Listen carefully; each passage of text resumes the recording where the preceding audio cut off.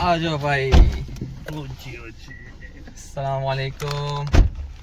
वालेकुम भाई, कैसे हैं आप लोग? खैरियत से हैं? ठीक ठाक हैं? आज आपका भाई एक नए दिन एक नए ब्लॉग में, और आज मेरे साथ एक मेरा बहुत प्यारा भाई बैठा हुआ है, कामरान, हॉट सीट के ऊपर। आज कामरान के साथ बहुत ज़बरदस्त किस्म की गुफ्तगू करने जा रहा हूँ मैं, और बहुत इंफॉर्मेटिव किस्म का ब्लॉग बनने जा रहा है, स्पेशली तमाम इंटरनेशनल स्टूडेंट्स के लिए जो कि ऑस्ट्रेलिया में पढ़ने आना चाहते हैं। अच्छा, मैं आपको थोड़ा सा इंट्रोडक्शन देता चलूँ कामरान के मुतालिक। वैसे कामरान खुद भी देगा, मैं भी देता चलूँ आपको कि कामरान जो है वो यहाँ पे पीएचडी करने के लिए आया है यूनिवर्सिटी ऑफ टेस्मेनिया के अंदर, और स्कॉलरशिप पे लेकर आया है। और जो यूनिवर्सिटी खुद इसको महीने का आई थिंक इतना $2500 पे करती है यूनिवर्सिटीज़ को रिसर्च करने का। And the most interesting part is कि कामरान का ताल्लुक जो है वो स्वाबी से है। स्वाबी पाकिस्तान का केपीके के अंदर छोटा सा शहर है। It's not like a metropolitan but it's a regional city. और कामरान वहाँ से उठ के इधर स्वाबी से उठ के तस्मेनिया में ऑस्ट्रेलिया पढ़ने के लिए आया है। तो बड़ी इंटरेस्टिंग स्टोरी है इसकी, और इससे पहले वो कहा था वो कामरान से हम स्टार्ट करते हैं इंशाल्लाह। तो कामरान कैसे हो? शर्ट तो बड़ी प्यारी लग रही है तुम्हारी। अल्हम्दुलिल्लाह, आपने सर वीडियो के लिए ही ये शर्ट रखी थी कि कब आप आएंगे और हम ये शर्ट लेने। गुड हो गया। तो कामरान, सबसे पहले बताओ कि अपने बारे में कि इनिशियल एजुकेशन कहाँ से स्टार्ट की, कहाँ से ताल्लुक है तुम्हारा, जरा बताओ जरा अपने ऑडियंस को। जी अच्छा, तो मेरा नाम कामरान है, जैसा भाई ने बताया। मैं जिला स्वाबी के एक गांव से ताल्लुक है मेरा, छोटा लाहौर नाम है। तो मैंने अपनी मैट्रिक और एफएससी उधर स्वाबी से ही की है। फिर मैंने बीएस जो की थी वो ब्यूटम, जो Balochistan university of information technology है, क्वेटा से, उधर से मैंने बीएस माइनिंग इंजीनियरिंग में की। अच्छा, तो तुम स्वाबी से वहाँ चले गए थे क्वेटा पढ़ने के लिए? जी। ओके, ठीक हो गया। फिर उधर से मैंने बीएस किया। उसके बाद मुझे एक जॉब मिल गई। मैं दीवान सीमेंट और बेस्टवे सीमेंट में 1 साल जॉब करता रहा।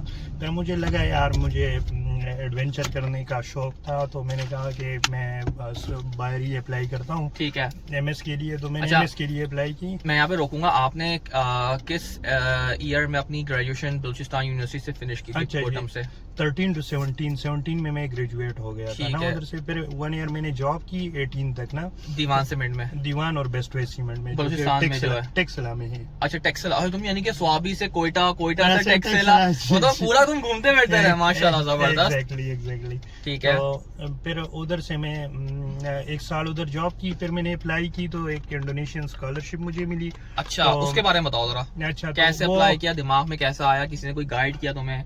असल में आपको हॉनेस्टली स्पीकिंग सोशल मीडिया के जो मुख्तलिफ प्लेटफॉर्म हैं, जो फेसबुक, ट्विटर वगैरह, उधर पोस्ट आते रहते हैं ना। ठीक है। तो इंडोनेशिया के बारे में लोगों को इतना पता नहीं है आजकल, तो लोग जा रहे हैं जो मैं देख रहा हूँ ना। अच्छा, तो आपने वो पेजेस को फॉलो किया हुआ था? मैंने उस पेजेस को फॉलो किया था। उधर से पूरा इंफॉर्मेशन कलेक्ट करके, उधर जो लोग पढ़ रहे थे उनसे भी कांटेक्ट करके, कम्युनिकेट करके उनसे मैंने इंफॉर्मेशन ली। मैंने अप्लाई कर दी। मैं उधर जॉब करता रहा। मेरी पीएचडी, मेरी मास्टर की स्कॉलरशिप हो गई।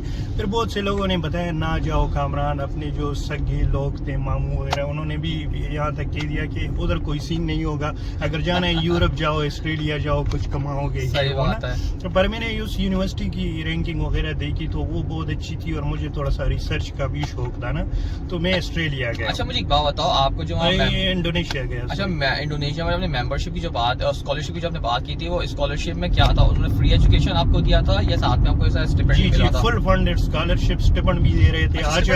आजकल के हिसाब से कुछ पाकिस्तानी 1 लाख रुपए बनते हैं ना, माशाल्लाह। और यूनिवर्सिटी के रैंकिंग में आपको बताऊं तो इधर हमारी यूनिवर्सिटी से केवस रैंकिंग में वो आगे थी। ओह, जबरदस्त। और फैकल्टी भी बड़ी वेल क्वालिफाइड, और लेबोरेटरी सब कुछ बहुत वेल इक्विप्ड था।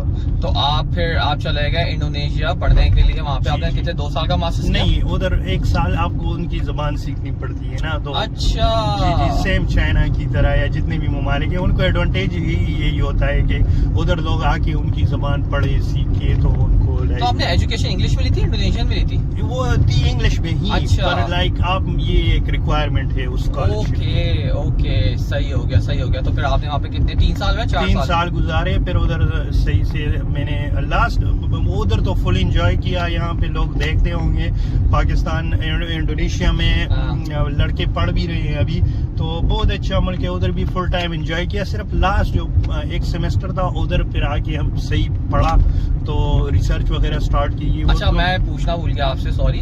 आपने जो बलूचिस्तान में जो कोयटा में आपने पढ़ाई की, फिर आपने जो इंडोनेशिया में, आपने किस चीज में आपने अपनी एजुकेशन ली थी? आप बैचलर आपने किस फील्ड में किया था? बैचलर भी मेरा माइनिंग इंजीनियरिंग था। और माइनिंग इंजीनियरिंग? जी सर। ये क्या माइनिंग इंजीनियर, समझाओगे जरा क्या होता है? जिसमें हम जो डिफरेंट डिपॉजिट है मिनरल्स के या ओर्स के जो भी आपके पास है उसकी स्टडी करते हैं ना। तो ये एक बिल्कुल ब्रॉड फील्ड है। इसमें फिर रॉक मैकेनिक्स, जियो technical engineering, mineral processing, rock blasting, drilling, different technology है, मिनरल एक्सप्लोरेशन, एक्सप्लोइटेशन और बहुत सी चीजें। ये पाकिस्तान में स्पेशली हमारे बलूचिस्तान में तो जबरदस्त किस्म का हमारे पास मिनरल्स के ज़खायर हैं, और ऐसे ऐसे मिनरल्स हैं जो शायद दुनिया में कहीं ना हो। ऐसा ही है? एग्जैक्टली। अभी काम हो रहा है इस पे। रिकॉर्डिंग का जो है हमारे पास सैंड के जो डिफरेंट रिजर्वायर है ना, उस पे काम हो रहा है। हुकूमत भी सोच रही है और इससे ही पाकिस्तान की आमदन और तरक्की की राहें खुलेंगी अगर हम मिनरल रिसोर्सेज और मिनरल डिपॉजिट पे काम करें। इंशाल्लाह इंशाल्लाह।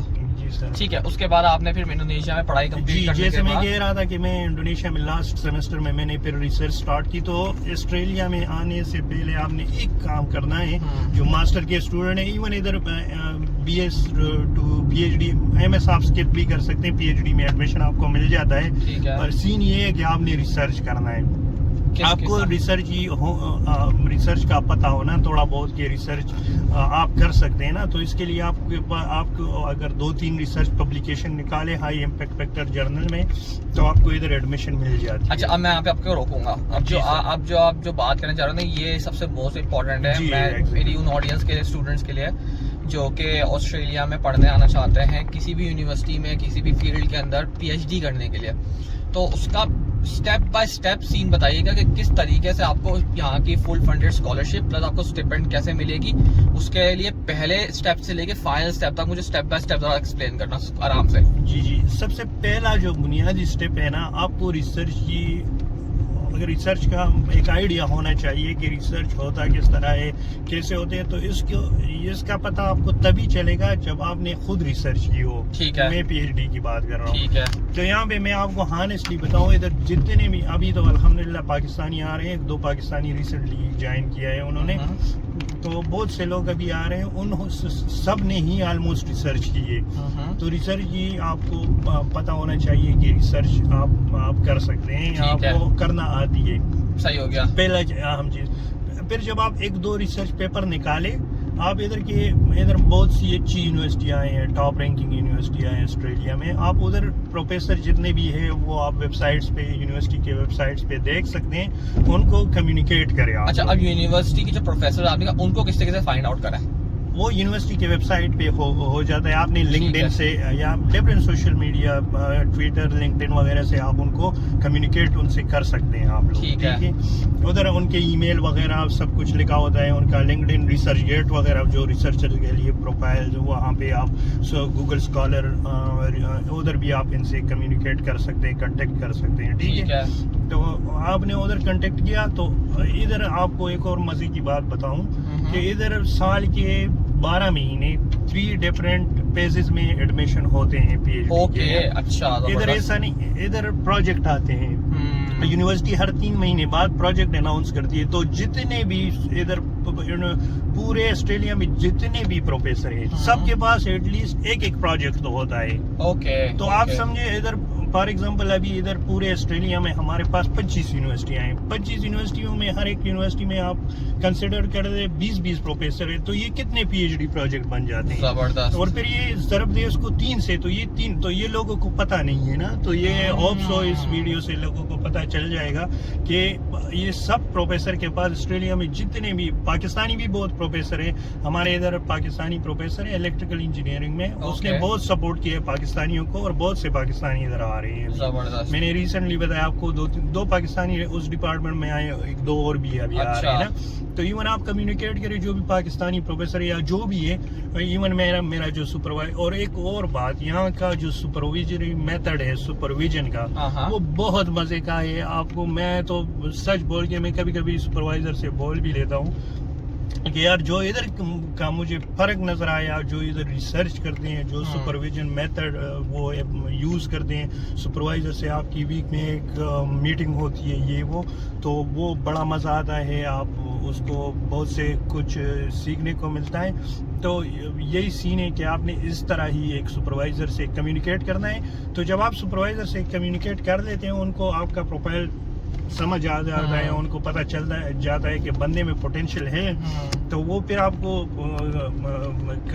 लाइक ईमेल करेंगे, आपको एक सुपरविजरी सपोर्ट फॉर्म देते हैं, वो फिर आप यूनिवर्सिटी के पोर्टल पे अप्लाई करते हैं और फिर 2 महीने में आपको ऑलमोस्ट इंफॉर्मेशन दे देते हैं कि आपका एडमिशन हो जाता है। अच्छा, यानी कि आप कहना चाह रहे हैं कि सबसे पहले मैं आपको रिपीट करता चलूं कि सबसे पहले कामरान ने कहा है कि आपको रिसर्च आना चाहिए, होना चाहिए। फिर आपके पास आपने साथ में कुछ पब्लिकेशंस भी करनी हो, तो ताकि उस पब्लिकेशंस के बेस पे फिर आप यूनिवर्सिटी के जो प्रोफेसर उनको फाइंड आउट करें, उनको आप अपना पूरा पोर्टफोलियो भेजें, अपनी रिसर्च के बारे में बताएं, अपनी प्रायर एजुकेशन के बारे में बताइए। ऐसा ही है? Correct me if I am wrong. उसके बाद फिर आप उनका फिर वेट करें रिप्लाई का, कि वो आपको रिप्लाई करते हैं कि नहीं करते, और आप साथ में फॉलो अप भी करना होता है। हाँ, रिमाइंडर भेज सकते हैं, क्योंकि सुपरवाइजर बहुत बिजी होते हैं, तो आप उनसे लाइक उनको फॉलो अप कर। अच्छा, आपने जो आपको रिजेक्शंस आई थी किसी सर, मैंने तो इतने रिजेक्शन फेस की थी। अच्छा, हाँ, कितने करना होता है? तो कितने रिजेक्शंस आपको आपने फेस की थी? यार मैंने एटलीस्ट कुछ 40 to 50 रिजेक्शन फेस किए होंगे। हालांकि मेरा बहुत अच्छा प्रोफाइल था, मैंने अभी तक अल्हम्दुलिल्लाह 15 to 16 research publication high impact factor journal में की है। पर ये है कि वो लक की बात होती है, कभी कभी आपका लक उधर नहीं चलता ना, तो वो है वो कोई, क्योंकि वो बात असल ये एक और बात, सॉरी टू इंटरप्ट, बोले वो ये होता है कि आपका और आपके सुपरवाइजर का डोमेन मिक्स नहीं कर पाता। जिस चीज में आप रिसर्च कर रहे हैं और जो सुपरवाइजर का है, तो सुपरवाइजर भी चाहता है कि ऐसे बंदे आए जो उसके डोमेन में काम करते हो, कि उसके लिए भी उनको समझाना, उसको सुपरविजन उनकी करना थोड़ा सा आसान हो जाए। तो उस तरह मैच ही नहीं कर पा रहा था मेरा ना। तो फिर मैच हुआ अल्हम्दुलिल्लाह 2 जगह पे। अच्छा। मेरी हो गई मैकमास्टर कनाडा में भी और इधर भी हो गई। अच्छा, जबरदस्त। हाँ, तो बंदा तो उधर ही आता है जहाँ स्टिपेंड ज्यादा हो, तो हम इधर ही आ गए। अच्छा, कनाडा में कितना मिला आपको? मिल रहा था कनाडा में वो 32,000 ही दे रहे थे, पर उधर मसला ये था कि वो डिफरेंट वो फीस का कार्ड लेते हैं बीच में ना। इधर ये कि फीस ऑलरेडी हमारा यूनिवर्सिटी की तरफ से कवर होता है। अच्छा, फीस कितना करते हो? वो कुछ ही था, इतना खास नहीं था, मेरे ख्याल से 2,500, पर बीच में वो भी कटे ये वो ना, तो इधर तो कटने का सीन। हाँ, यहाँ पे टैक्स फ्री आप लोगों को पैसे मिलते हैं, और ट्यूशन फीस भी फुल कवर्ड है ना। जबरदस्त। तो अब आपने उसके बाद क्या करना होता है? फिर आपने ये प्रोफेसर आपको कांटेक्ट भेजता है। अच्छा, प्रोफेसर आपसे एडिशनल इन्फॉर्मेशन ही मांगता है? कभी कमार मांगता है, लाइक रेफरेंसेस दो उनको, लाइक आप भी अगर कोई प्रोफेसर हैं वगैरह ना, जिस तरह रेफरेंस लेटर कहते हैं उसे, वो दो, या कुछ ऐसी चीजें आइल्स वगैरह दे रहे हैं। अच्छा, आइल्स की पड़ती है आप लोगों को? कभी पड़ती है, कभी नहीं पड़ती ना। अच्छा, तो डिपेंड करता है डिफरेंट सर्कमस्टांसेस पे ना। ओके, सही चला। अच्छा, कामना भी जो बात कह रहे थे ना कि जो हम लोग प्रोफेसर, जो मैं सवाल तुमसे पूछा था कि प्रोफेसर आप किस तरह की तलाश करते हो, आपको कैसे पता चलेगा कि यार मैं माइनिंग इंजीनियरिंग कर रहा हूँ, अब यूनिवर्सिटी ऑस्ट्रेलिया के इन यूनिवर्सिटीज के अंदर कैसे फाइंड आउट करते हो कि यार मुझे किस तरह पता चलेगा ये प्रोफेसर जो है ना इन यूनिवर्सिटीज में मेरी फील्ड के अंदर जो वहाँ जो रिसर्च वगैरह करवा रहे हैं, वो कैसे आप फाइंड आउट करते हो? अच्छा, जैसे मैं बता रहा हूँ कि डिफरेंट सोशल मीडिया प्लेटफॉर्म है ना, तो उसमें रिसर्चरों का अपना है, उसको बोलते हैं रिसर्च गेट। ओके। तो उससे हमें पता चलता है कि ये रिसर्चर के किस डोमेन में ये सुपरवाइजर काम कर रहा है ना, तो उसी से ही हमें पता चल जाता है कि ये सुपरवाइजर इसी चीज में काम कर रहा होता है। फिर उसको हम उसके नाम को हम सर्च कर लेते हैं, तो हमें पता चल जाता है, क्योंकि इन्होंने तो अपनी फील्ड में 100-200 रिसर्च पब्लिकेशन की होती है। अच्छा। तो इनका नाम ही देख के हमें इनका पूरा प्रोफाइल आ जाता है, इनका ईमेल, मोबाइल नंबर जो भी है वो सब कुछ आ जाता है। अच्छा, आपने कितनी पब्लिकेशन अब तक कर चुके हो आप? मैं तो एक 15-16 पब्लिकेशन मेरी है अभी, कुछ 4-5 अंडर रिव्यू में है, तो एक 20 तक हो जाएंगी माशाल्लाह। और आपकी कितनी साइटेड हो चुकी है जो मेरी? अभी तो मैं यंग रिसर्चर हूँ, अभी रिसर्च पे काम स्टार्ट किया है। पीएचडी में तो बंदा रिसर्च करने ही आता है, पर मेरी कुछ अल्हम्दुलिल्लाह 130 तक साइटेशन अभी आई है। अच्छा, साइटेशन क्या होती है? एक्नॉलेज ना, एक्नॉलेजमेंट जिस दुनिया में जिसने भी पढ़ा होगा आपका, उसने आपको एक्नॉलेज किया कि हाँ इसकी रिसर्च कुछ क्वालिटी की है या जो भी आप कह सकते हैं ना, सही। उस तरह की। और दूसरी बात ये कि अब जैसा कि आप रिसर्च कर रहे हो, ठीक है ना, आपके सामने कोई भी रिसर्च आया, आप कितना टाइम लगता है उस रिसर्च को स्टडी करने में, कि कितने घंटे लगते हैं? अच्छा, आधा घंटा, 1 घंटा, आधा दिन? जी एग्जैक्टली। इसमें मैं आपको एक इंटरेस्टिंग बात बताऊं ना, कि मैं जब पाकिस्तान में था, मेरे घर वालों को पता है और मेरे जो पड़ोसी वगैरह यार दोस्त थे उन्हें भी पता है कि एक वो बात मैं बताऊं कि मेरी अम्मी जब दोपहर का मतलब खाना बनाती थी, लंच जो बनता था, तो तंदूर पे जब वो रोटियां बनाती थी और मैं जोहर नमाज पढ़ने जाता था, वापस आता था, तो एक उसमें कितना टाइम लगता है? 5 मिनट ही नहीं लगते ना। फिर भी मैं चल के लैपटॉप पे बैठ जाता था ना काम करने, नमाज पढ़ के कि रोटी बनाने में जो गैप होता है, अम्मी बना ही रही थी, मैं देख ही रहा था, पर फिर भी मैं जाके बैठ जाता था कि मेरा टाइम वेस्ट ना हो ना। तो इतना तो 15-16 घंटे मैंने ऑलमोस्ट दिन में मैं रिसर्च पे काम करता था ना, मतलब वो टाइम भी वेस्ट ना हो। एक और बात, मैं एक रात के 2-3 बजे काम कर रहा था, तो मेरे वालिद साहब आए ना, कह रहे थे क्या है, उन्होंने लाइट शाइट ऑफ कर दी कि क्या कर रहे हो भाई, ये टाइम देखो, ये वो इतना नहीं पढ़ देना ये। तो उन्होंने लाइट शाइट ऑफ की कि यार, तो उसका एडवांटेज फिर ये कि अगर अभी मैं एक पेपर का एब्स्ट्रैक्ट पढ़ के मुझे आइडिया हो जाता है कि इस रिसर्च में क्या काम हुआ है। सही। अगर मुझे अभी सुपरवाइजर कहें कि लिटरेचर रिव्यू ढूंढ के ले आओ, तो मैं उनको वो पूरा लिटरेचर रिव्यू एक दिन में अगर मैं बैठूं तो वो मैं पूरा कर सकता हूँ, माशाल्लाह। ठीक है। पर अगर जिन्होंने रिसर्च नहीं किया हो, वो फिर इधर वो 15-16 घंटे लगाएंगे। ये पीएचडी कोई मजाक बात नहीं है कि हम गए और ऑस्ट्रेलिया है, स्टिपेंड मिल रहा है, वो इसके साथ फैमिली भी गई है, निचोड़ते हैं आपको, निचोड़ते हैं, और पहले से आपने अपने आप को निचोड़ना होता है ना। अच्छा, आप पढ़ाई में कैसे थे वैसे? अच्छा, ये तो बिल्कुल भूल ही गया, क्योंकि दुनिया में इतने वो आई कि तो बेसिकली मैं गोल्ड मेडलिस्ट हूँ। माशाल्लाह माशाल्लाह। कहाँ पे? मतलब मैं ब्यूटम्स जो हमारी बलूचिस्तान गवर्नर बलूचिस्तान जो थे उस टाइम, महमूद खान अचकजई के भाई थे, तो उन्होंने मुझे गोल्ड मेडल दिया था।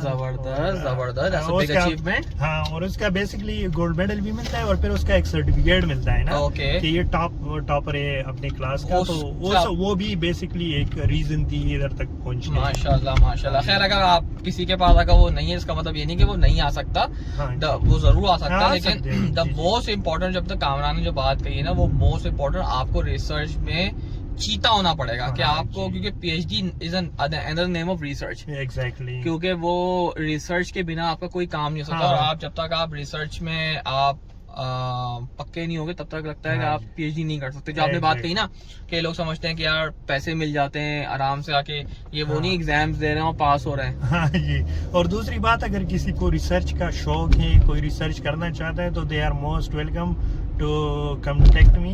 They can contact me through any social media platform. I'm using Facebook भी यूज करता हूँ, लिंक्डइन भी, ट्विटर भी, रिसर्च गेट भी। मोहम्मद कामरान ही नाम है, Mohammad Kamran university of Tasmania लिख के मेरी प्रोफाइल आ जाएगी, खूबसूरत चेहरा निकल आएगा सामने से, उसमें जाके क्लिक करें और भाई को फॉलो करना शुरू करें। फॉलो करें, और जो भी आपकी सजेशन वगैरह होगी। बाकी पाकिस्तान में जो सोशल मीडिया अकाउंट है, लोग एक दूसरे को गाइड भी करते रहते हैं ना, तो उधर मैं भी ट्राई करता हूँ, हम भी अपने काविश करते हैं कि लोगों को गाइड कर सके, इंशाल्लाह बाहर निकालने में पाकिस्तान से मदद कर सके। पाकिस्तान खाली करो। हाँ जी, चले। हाँ भाई, इतनी जगह पर आए, यहाँ गाड़ी पार्क करते हैं और उसके बाद फिर हम बाकी बातें बाहर बैठ के करते हैं। मौसम बहुत जबरदस्त है, सनी हुआ है ना।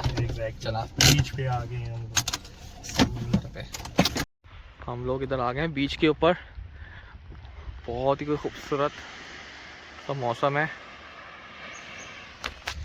और मैं और कामरान जो हैं जाके शेड के ऊपर अंदर बैठते हैं, और उसके बाद फिर बकिया जो सेशन जो हमारा चल रहा है ना इन्फॉर्मेशन का, वो आप लोगों के साथ वहाँ जाके कंटिन्यू करते हैं।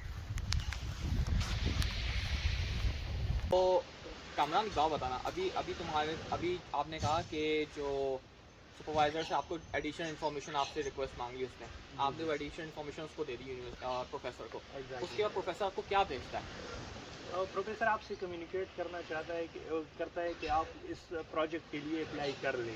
ठीक है, और अप्लाई कैसे करते हैं? तो आप यूनिवर्सिटी के पोर्टल पे अप्लाई कर सकते हैं। एक छोटा सा फॉर्म होता है, वो एक ही पेज का होता है, ये नहीं कि ये चीज़ें, बस उसमें आप अपना इंफॉर्मेशन डाल के, पासपोर्ट, आपकी डिग्री वगैरह, ये चीज़ें डाल के आप अप्लाई कर सकते हैं। तो अच्छा, उसके लिए जो पीएचडी का जो फॉर्म होता है वो डिफरेंट फॉर्म होता है आपका बैचलर्स और मास्टर्स से, या सेम होता है? एग्जैक्टली वो थोड़ा सा डिफरेंट होता है, क्योंकि आपने रिसर्च करना होता है, तो आपने एक रिसर्च प्रपोजल इनको देनी होती है, 2 पेजेस की और वट एवर सो एवर ना। ठीक है, आपने उसको देना पड़ता है, इसके साथ रेफरेंस लेटर, उसके अलावा आपको मास्टर की डिग्रियाँ भी देनी होती है। अच्छा, जो आपको जो प्रोफेसर ने ग्रीन सिग्नल दिया था, क्या उसको भी आपने उसमें मेंशन करना होता है एप्लीकेशन के अंदर? ग्रीन सिग्नल जो भी कम्युनिकेशन आपकी हो जाती है, वो आपने उधर देना पड़ता है ना। प्रिंट आउट निकालें ईमेल की। असल में उसमें ये होता है कि जो उसमें आ जाता है कि प्रोजेक्ट नेम क्या है, तो वो आपने लिखना होता है। सही है। फिर कौन सा सुपरवाइजर आपकी पीएचडी को लीड करेगा, वही आपने लिखना होता है। उसके और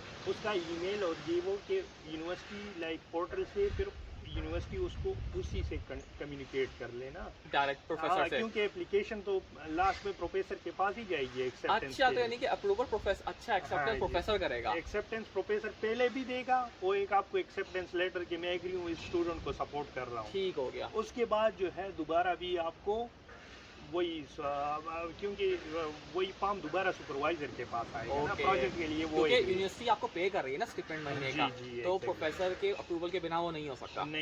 तो आपने अप्लाई कर दिया, आपको अप्रूवल आ गया, आपको मतलब ऑफर लेटर आ गया यूनिवर्सिटी की तरफ से कि कामरान साहब हम आपको एडमिशन दे रहे हैं। तो एक इंटरेस्टिंग बात जो मुझे बहुत अच्छी लगी थी, वो ये कि इधर जो ऑफर लेटर मुझे मिला था, वो 9 पेजेस का था। हाँ, इतना ही बड़ा होता है। हाँ, कि ये दे रहे हैं, ये दे रहे हैं, तो वो मुझे बहुत खुशी हुई। मुझे सबसे पहले तो देखा कि स्टिपेंड कितना देंगे तो जब स्टिपेंड वगैरह देखा, हाँ दिल को तसल्ली हुई कि ये वो। तो फिर जो भी चीज़ें हैं इधर आपको लीव मिलती है, या जो भी फैमिली भी हम लेके आ सकते हैं। हाँ, अच्छा, फैमिली का वीज़ा भी मिलता हो। अच्छा, उसमें पैसे आपके जो फिक्स हैं $2500 वही आपको मिलेंगे, आप अकेले रहो या फैमिली को लेकर आओ, उससे कोई फ़र्क नहीं पड़ता। उससे कुछ फ़र्क नहीं पड़ता। हाँ, पर ये है कि अभी तो मेरा फर्स्ट ईयर ही चल रहा है। अभी 4-5 महीने ही मेरे हुए। तो इधर जब आपका दूसरा ईयर स्टार्ट हो जाता है, तो आपको वो ट्यूटर रख लेते हैं। तो अच्छा, एज असिस्टेंट, हाँ समझिए आप सुपरवाइजर के असिस्टेंट हैं। तो ये आपका एक एक्सपीरियंस भी हो जाता है कि आप like as a assistant to the lecturer आप काम कर रहे हैं। समझ गया। तो वो एक्सपीरियंस भी आपका बनता जाएगा, एक्सपीरियंस भी बनता है, और उसमें सही हैवी अमाउंट आपको पे करते हैं ना, लाइक हाँ अच्छा, $50 हमारे जो दोस्त है शिराज भाई, उससे पैसे इसी से बनाए। उनकी पोल पट्टियां खुल रही हैं यहाँ पे। नहीं, उनको भी इंशाल्लाह ना एक पॉडकास्ट शिराज भाई के साथ, इंशाल्लाह पॉडकास्ट नहीं मतलब ये जो ब्लॉग है, इंशाल्लाह एक ब्लॉग शिराज भाई के साथ जरूर करूँगा, क्योंकि उनका जो एक्सपीरियंस है, जो वो माशाल्लाह उनका जो प्रायर एक्सपीरियंस है, वो बड़ा सुनने वाला है आप लोगों के लिए भी।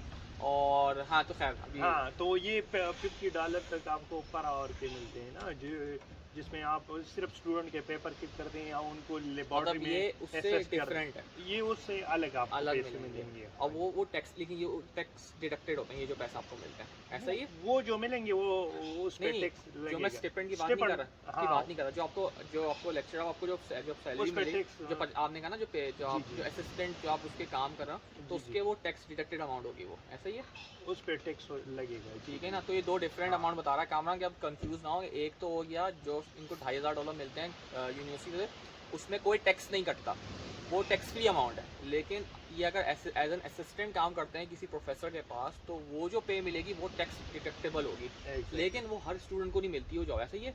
वो नहीं, पीएचडी में हर एक को मिलती है, क्योंकि हमें फ्यूचर के लिए तैयार करते हैं ना, कि हमने ही तो लेक्चरर और यही प्रोफेसर वगैरह इसी पोस्ट पे जाना होता है इन फ्यूचर। हाँ, तो वो इसी के लिए हमें ये हमारे पास एक्सपीरियंस आ जाता है। तो सिर्फ ओनली एंड ओनली ये डिपेंड करता है सुपरवाइजर पे। आपको पहले साल में रखना स्टार्ट करते हैं, दूसरे साल में आपको ये पोजीशन देते हैं। तो फिर अभी तो हम like as a PhD student ही है इधर, पर वो फिर हम इधर एक एडमिनिस्ट्रेटिव पार्ट बन जाते हैं यूनिवर्सिटी के। अच्छा, एक सवाल बताना, आपका पीएचडी कितने साल का है? 3.5 ईयर। 3.5 साल का PhD आपका। एग्जैक्टली। और उस 3.5 साल के अंदर आपने अपनी थीसिस वगैरह भी जमा करानी है, अपना रिसर्च वगैरह भी पूरा करना है। अच्छा, एग्जाम्स वगैरह होते हैं आपके PhD के? सब बैचलर्स और मास्टर्स में एग्जाम्स होते हैं, PhD में क्या सिलसिला होता है? अच्छा, इधर जो है ये कोर्स वर्क बेस्ड PhD है ना। अच्छा, तो इसमें आपने इधर हमने 4 यूनिट्स पढ़ने होते हैं ना। ठीक है। तो पहले 2 यूनिट्स में हमें रिसर्च का बता देते हैं कि रिसर्च किस तरह करनी। वो एक Basic। 3 डेज लॉन्ग उनका एक ऑनलाइन सेशन रहता है ना, ओके। 9 to 5। तो आपने वो 2 यूनिट लेने होते हैं, ठीक है। सही, उसमें सही। आपको रिसर्च का बता देते हैं किस तरह करना है, प्लेजरिज्म वगैरह जो भी डिफरेंट स्टेप्स इन्वॉल्व है, हाँ। वो आपको बता देते हैं, ठीक है। तो वो हो जाता है पहले। और फिर आपको 2 यूनिट वो आप पढ़ना चाहे तो पढ़ भी सकते हैं, नहीं पढ़ना चाहे तो आपको एग्जामेशन भी मिल जाती है, सही, ठीक है। सही। बाकी आपका काम है पूरा का पूरा रिसर्च। सिर्फ रिसर्च करना। हाँ, एग्ज़ाम वगैरह कुछ भी नहीं। और इधर सबसे जो वो अच्छी बात जो मुझे लगी वो ये है कि आपकी हर एक सुपरवाइज़र से वीक में एक बार मीटिंग मीटिंग होती है। हम्म। तो उसमें आपको उनको पूरा प्रोग्रेस देना होता सही, है, सही, और सही, वो सही। आपको जो नया काम है वो देते हैं। समझ गया। तो वही आपका एग्ज़ाम। अच्छा, एक सवाल मेरे दिमाग में आया कि जो एक सुपरवाइजर उसके अंडर में कितने स्टूडेंट्स PhD करने के लिए आते हैं? हाँ, 1, 2, 3, 4? हाँ, डिफरेंट है। अभी इधर हमारी यूनिवर्सिटी में एक सुपरवाइज़र है जिनको मैं जानता हूँ, जिसके अंडर 6 PhD स्टूडेंट हैं। 6, ठीक है। हाँ, और अभी 2 पोस्ट डॉक भी उन्होंने अनाउंस किए। क्या चीज़? पोस्ट डॉक जो अच्छा, PhD के बाद होती है ना, अच्छा। पोस्ट डॉक्टरेट के। ओके, हाँ, ओके। तो वो 2 पोजीशन वो भी अनाउंस किए। तो डिपेंड करता है, मेरे सुपरवाइज़र के साथ मैं अकेला हूँ। ओके, अच्छा, हाँ, एक भी होते हैं और मतलब मैक्सिमम 6 होता 6, है? 7, 8 नहीं, जितने भी हो इट सकते डिपेंड्स। हैं। It depends. ओके, ओके, ठीक हाँ, है। फिर आपका सुपरविजरी टीम में होते हैं सुपरवाइज़र और को सुपरवाइज़र ना। सही। तो डिपेंड करता है, कभी कभार आपको इंडस्ट्रियल सुपरवाइज़र भी मिल जाते हैं ना, इंडस्ट्री के। Okay, that's good. उससे आपको इंडस्ट्री एक्सपीरियंस भी मिलना शुरू हो जाएगा उससे। इंडस्ट्रियल। अच्छा, अब आपको मिल गया यूनिवर्सिटी में, वापस बीच आऊँगा, यूनिवर्सिटी का आपका ऑफर लेटर मिल गया आपको। जी, अब जी। आप डायरेक्ट होम अफेयर्स की वेबसाइट पे जाएंगे और होम अफेयर्स की वेबसाइट में जाके अपना वीज़ा वीज़ा अप्लाई फाइल कर कर। देंगे। अच्छा, हाँ जी। इस वीज़े के अंदर आपको वो दिखाना पड़ता है, क्योंकि मोस्ट इंपॉर्टेंट, क्योंकि जो बैचलर्स और मास्टर्स के जो वीज़े होते हैं उनके अंदर आपको बैंक स्टेटमेंट शो करनी पड़ती है। जी, जी, इस exactly। वाले में बैंक स्टेटमेंट शो करने की अच्छा, ज़रूरत है? ज़रूरत तो बिल्कुल नहीं है, पर आजकल जिस टाइम मैं अप्लाई कर रहा था, अभी तो फिर भी टाइम ड्यूरेशन थोड़ी सी कम हो गई है वीज़े की। हाँ। उस टाइम बहुत 17 मंथ्स में लोगों को वीज़े मिल रहे थे, हाँ, PhD हाँ। वालों को। अच्छा। तो उस टाइम मैंने तो शो किया था थोड़ा बहुत। मिडिल फैमिली है, मिडिल क्लास फैमिली से मैं बिलोंग करता हूँ, तो थोड़ा बहुत हमने अकाउंट शो किया था कि सही हाँ, है। कुछ ना कुछ पैसे हैं। सही पर है। कोई भी ज़रूरत नहीं है, कुछ भी नहीं, बस आपने सिर्फ अप्लाई करना होता है, जो भी डॉक्यूमेंट्स आपके अच्छा, आपने होते हैं। खुद अप्लाई किया था या आपने एक एजेंट से करवाया था? मैंने कंसल्टेंट से किया था कंसल्टेंट। बेसिकली, क्योंकि मुझे इसी का डर था, क्योंकि बहुत ज़्यादा टाइम अच्छा, ले रहा था ये वो। तो बैचलर से मास्टर्स करने के लिए आते हैं तो आपको एक डॉक्यूमेंट होता है, उसका नाम मैं भूल रहा हूँ, जो शो करना होता है as a bachelor master students को, कि वो दिखाना है कि हम पढ़ के वापस अपने मुल्क को चले जाएंगे। जी, जी, जी। उस डॉक्यूमेंट का नाम मुझे याद नहीं। आप लोगों को भी ऐसे ही शो करना पड़ता है PhD वालों के लिए? नहीं, नहीं, नॉट इन ए सेंस। हम तो आते ही इधर रिसर्च करने के लिए, तो अगर हम पर ये स्टेट इतने पैसे लगाते हैं ये वो, तो ऑब्वियसली हमने पे बैक भी करना है ना।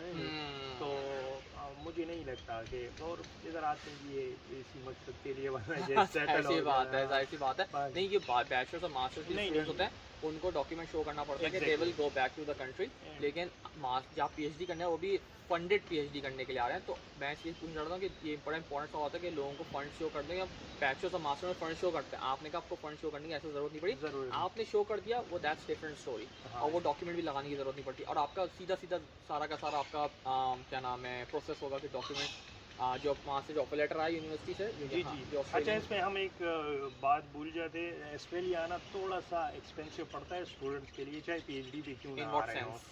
इन सेंस कि आपको मेडिकल इंश्योरेंस कवर्ड नहीं है आपकी ना। हाँ, तो आपने इधर मेडिकल इंश्योरेंस करानी है वो 5 तो हर साल की। स्टूडेंट करवानी हाँ, होती तो है। वो सिर्फ करना पड़ता है, बाकी इधर सीन मज़े का है, आपने आके वो पैसे आपको मिल जाते हैं। हाँ, हाँ, सही कह रहे हैं। तो सिर्फ ये कि स्टूडेंट के लिए चाहिए कि वो उसके लिए लाइक तैयार रहें, इधर अप्लाई करते हैं तो उनके पास वो एक तो माइंड में सबसे होने चाहिए। मोस्ट इम्पॉर्टेंट जो इस पूरे प्रोसेस के अंदर सबसे सबसे मुश्किल और सबसे इम्पॉर्टेंट जो पार्ट है वो है रिसर्च करना, प्रोफेसर्स को और यूनिवर्सिटीज़ में अप्लाई करना, और वहाँ से आपको पॉजिटिव रिस्पॉन्स मिलना। रिस्पॉन्स आना है। जैसे आपने कहा 40 to 50 आपको रिजेक्शंस मिली हैं, जी, जी, और exactly। आप मतलब 2 रिजेक्शन के बाद सोच रहे हो यार छोड़ो मैं अप्लाई नहीं हाँ, करता, हाँ, हाँ। लेकिन आप यू नहीं, कीप गोइंग, मुझे कीप गोइंग। मुझे यही ख्वाब था कि ये इस तरह बीच में बैठ के बैठना ही है, चिल करना है, एंजॉय करना है ना, जिंदगी जीनी है इंशाल्लाह। तो यही लोग रियल जिंदगी जीते हैं, सिर्फ पैसा भी बनाते हैं, एक नाम भी होता है, रिसर्च में भी नाम होता है।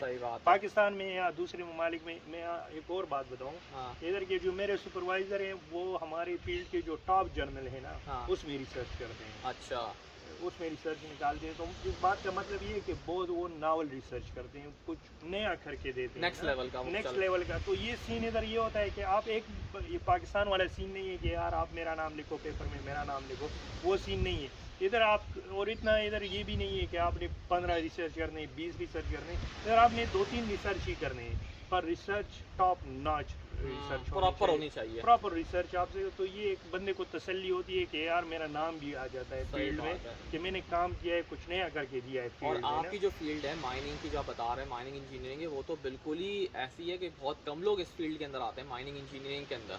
मतलब हर बंदा माइनिंग इंजीनियरिंग में नहीं आता। मतलब पीएचडी अगर आप कोई एग्रीकल्चर के अंदर बहुत सारे स्टूडेंट्स पीएचडी कर रहे होंगे, मैथमेटिक्स में कुछ कर रहे होंगे, मेडिकल के अंदर कर रहे होंगे, लेकिन जो माइनिंग एक इंजीनियरिंग, उसमें भी माइनिंग के इंजीनियरिंग वो एक बड़ा ही कोई out of the field like कहते हैं ना, बिल्कुल एक यूनिक किस्म का आपने फील्ड वो उठाया हुआ। तो चले तो बात यही कर रहा था कि उसमें कुछ नया करके फिर इधर आने का, तभी आपने लाइक मायूस नहीं होना अगर आपको रिजेक्शन आती है ये वो, क्योंकि फाइनली आप इधर आते हैं और जिंदगी में वो लोग ही कामयाब होते हैं जिन्होंने नाकामी देखी एग्जैक्टली। अगर आप सारी उम्र लाइक वालिदैन के पैसों से या उस तरह बस कोई आपने अपनी वो नहीं की होगी, स्ट्रगल नहीं की होगी, बिल्कुल ऐसा ही है। वो बिल्कुल एक मुहावरा कहते हैं ना कि हर मुश्किल के बाद एक आसानी है, तो वो ऐसे ही रिएक्शन बंदा फेल तभी फेस कर, तब जाके उसको आगे आके उसको सक्सेस मिलती है। अगर आपने कहा आपने जो स्टार्टिंग में आपके अगर रिश्तेदारों ने अगर आप रिश्तेदारों की बात मान लेते तो आज आप यहाँ बैठे भी नहीं होते एग्जैक्टली रिश्तेदार तो वो अलग हम ट्रैक में निकल जाएंगे। चले कामरान, आपका बहुत बहुत शुक्रिया, आपने बहुत अच्छा टाइम दिया। दुआ है कि अल्लाह पाक आपको कामयाब के आपके रिसर्च के अंदर, और आप जो है पाकिस्तान का भी नाम रोशन करें, और खैरियत के साथ आपने पढ़ाई कंप्लीट करें, और डॉक्टर का नाम अपने नाम से पहले डॉक्टर लगाएं, डॉक्टर कामरान। फिर इंशाल्लाह अपना बहुत ज़्यादा ख्याल रखिएगा। इंशाल्लाह नए ब्लॉग में मुलाकात होती है। अपने भाई को दुआ में याद रखिएगा, चैनल को सब्सक्राइब करना ना भूलिएगा, और अगर ये आपको ब्लॉग पसंद आया है तो कमेंट्स में ज़रूर बताइएगा। इंशाल्लाह फिर नेक्स्ट टाइम हम किसी और के साथ हाजिर होंगे ऐसी तरह इंफॉर्मेशन आप लोगों के साथ लेके। तो अपना बहुत ज़्यादा ख्याल रखिएगा। अल्लाह हाफ़िज़। अल्लाह हाफ़िज़। Thank you very much.